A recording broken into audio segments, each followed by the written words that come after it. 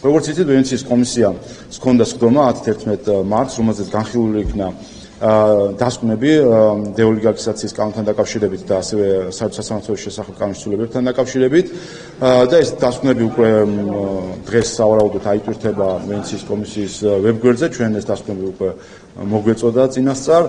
მინდა გითხრათ შემდეგი, პირველი რაც შეეხება დეოლიგარქიზაციის შესახებ კანონს. როგორც გახსოვთ, აქ საუბარი იყო ორ საკითხზე პოლიტიკურ დისკუსიაში. ერთი, რამდენად იყო ეს მართლაც უკრაინული კანონის თარგმანი და მეორე, ჰქონდა თუ არა საქართველოს კონტექსტით გათვალისწინებული უფლება, რომ მიეღო იგივე კანონი, რომელიც არის უკრაინაში.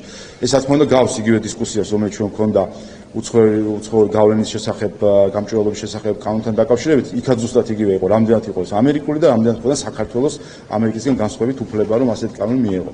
ორივე საკითხზე ვენეციის კომისიას აქვს ნამჯერი და პირველზე არის თუ არა ეს უკრაინული კანონი. მან თქვა, რომ კი და ერთადერთი სხვაობა ამ ორ კანონის შორის არის ის, რომ უკრაინის შემთხვევაში რეეს აწარმოებს პრეზიდენტთან არსებული უსაფრთხოების საბჭო, ხოლო საქართველოს შემთხვევაში მთავრობა, რაც გასაგებია, ვინაიდან საქართველოში პრეზიდენტს აქვს სხვა ფუნქციები. და მეორე, შეიძლება თუ არა საქართველოს მიიღოს ასეთი სახის კანონი, ამაზეც აქვს ნამჯერი და რაიმე, ასე ვთქვათ, წინააღმდეგობა ამასთან დაკავშირებით არ არის. აქვს რეკომენდაციები შემუშავებული, სხვა შორის მოლდოვას და უკრაინასთან დაკავშირებითაც არსებობს დასკვნები.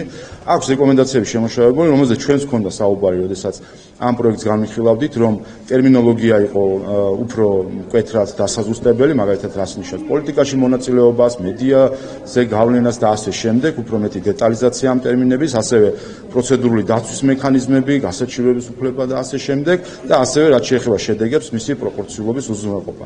ანუ არის კონკრეტული რეკომენდაციები, ამ რეკომენდაციებს რა თქმა უნდა განვიხილავთ და ამის შესაბამისად იქნება შესაბამისი გაწყვეტილება მიღებული. მეორე საკითხი რაც შეეხება საერთო სასამართლოების შესახებ კანონში ცვლილებას, ის ცვლილებები, რომლებიც ჩვენ შევიმუშავეთ, ამ ცვლილებებთან დაკავშირებით რაიმე შენიშვნა ვენეციის კომისიას არ გააჩნია. ამასთან ერთად აქვს წინადადებები დამატებით საკითხებთან დაკავშირებით, ვინაიდან ვენეციის კომისიამ ამ შემთხვევაში იმჯერა არა მხოლოდ ამ პროექტზე, არამედ ზოგადად შეაფასა ბოლო 2-3 წლის განმავლობაში მისივე გამოცემული რეკომენდაციები და ამ ჭრილში განიხილა. კიდევ ერთხელ არსებულ ცვლილებები, რომელიც საქართველოს პარლამენტში იქნა დაინიცირებული, მის მიმართ რაიმე სერიოზული ან მცირე შენიშვნაც კი არა აქვს, ამ სერიოზული შენიშვნები არ არის ყოველ შემთხვევაში ამასთან დაკავშირებით, აქვს დამატებითი რეკომენდაციები, რომელზეც ასევე გვექნება მსჯელობა. როგორც იცით, ჩვენ ორივე პროექტი გავაგზავნეთ როგორც ვენეციის კომისიაში, ისე EUTO ODIHR-ში და ვთხოვეთ ერთობლივი დასკვნა და ჩვენ თავიდანვე პასუხი ჰქონდა ორივე უწყებიდან, რომ ცალ-ცალკე იქნებოდა დასკვნები, ამიტომ ჩვენ ველოდებით ჯერ კიდე ორივე პროექტთან დაკავშირებით EUTO ODIHR-ის დასკვნა, სავარაუდოდ მომავალ კვირას იქნება EUTO ODIHR-დან უკვე დასკვნები და როგორც კი გვექნება EUTO ODIHR-ის დასკვნა, პარლამენტის შესაბამისი კომიტეტი განაახლებს ამ პროექტებზე მუშაობას და ჩვენ ვაპირებთ, რომ მალევე დავასრულოთ ეს მუშაობა, იმისთვის რომ ეს პუნქტები შესრულდეს. აქვე გეტყვით მოკლედ, რომ რაც შეეხება 12 პუნქტის შესრულებას, ჩვენ ფაქტობრივად, ჩვენ მომავალ კვირას განვიხილავთ ქალთა ეკონომიკური გაძლიერების კონცეფციას და ასევე დავამტკიცებთ ადამიანის უფლებების სტრატეგიას და ამით მერვე და მეცხრე რეკომენდაცია საბოლოოდ შესრულდება და დარჩენილი გვექნება ორი საკითხი, დეოლიგარქიზაციის და სასამართლო რეფორმის საკითხი,